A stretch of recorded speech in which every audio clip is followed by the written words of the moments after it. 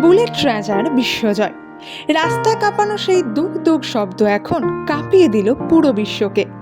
Audi আর ফেরারির মতো luxury জায়ান্টদের পেছনে ফেলে রয়্যাল এনফিল্ড এখন বিশ্বের তৃতীয় শক্তিশালী অটোমোবাইল ব্র্যান্ড। সম্প্রতি ব্র্যান্ড ফাইন্যান্স 2026 রিপোর্টে এই চমকপ্রদ তথ্য উঠে এসেছে, যেখানে 100-র মধ্যে 88.6 নিয়ে রয়্যাল এনফিল্ড দখল করে নিয়েছে 3 নম্বর স্থান, যেখানে 4 নম্বরে আছে অডি এবং ফেরারির মতো ব্র্যান্ড রয়েছে 7 নম্বরে।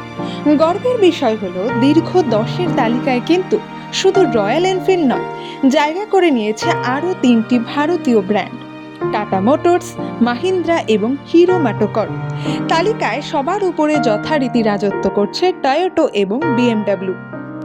শুধুমাত্র একটি বাইক নয়, রয়্যাল এনফিল্ড এখন একটি গ্লোবাল ইমোশন। তাদের শক্তিশালী ব্র্যান্ড ভ্যালু, উন্নত মানের ইঞ্জিন আর ক্রেতাদের প্রতি বিশ্বস্ততায় তাদের আজ এই সাফল্যের শিখরে পৌঁছে দিয়েছে। Proud moment for India.